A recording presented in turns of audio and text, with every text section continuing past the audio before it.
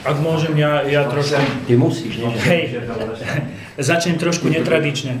Sami ste videli, že tento zápas, čo dneska tu prebehol, patril jedným k dobrým v Hilke.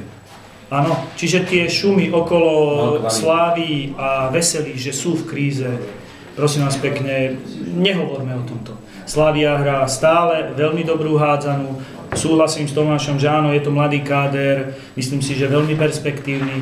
A ešte raz hovorím, bol to jeden dobrý zápas Hilkovi. Musel sa páčiť ľuďom, mal svoj náboj, mal svoju bojovnosť, dramatickosť. Čo sa týka samotného zápasu, aj s tým súhlasím s Tomášom, že áno, vyhral momentálne šťastnejší. Musím dievčata pochváliť za ohromnú bojovnosť, ohromné srdiečko, ktoré vložili do celého zápasu. Celý zápas sme viedli. Najvyšší rozdiel zdá sa mi, že bol 5 gólov. Miesto toho, aby sme kľudnou hrou navyšovali, po prípade udržovali náskok, zbytočnými technickými chybami sme sa pripravili o tento náskok a vidíte sami záver bol šťastný. Ďaká Bohu, že sme to prerušili tam ešte na strede, lebo fakt by sme sa ešte obávali o výsledok.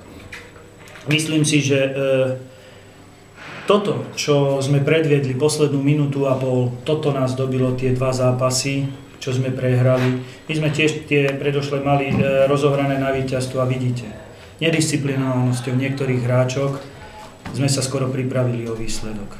Ešte raz hovorím, ja som spokojný som s 2 bodmi, menej už s hrou, lebo sme robili ešte technické chyby, ale takisto naša hra mala svoju tvár. Nehovorím, že som totálne spokojný, ale teší ma to. Ideme trošku hore, uvidím, ako to bude v ďalšom zápase. Musím podotknúť, že veľmi mňa mrzia takéto situácie, ako sa stalo Černej.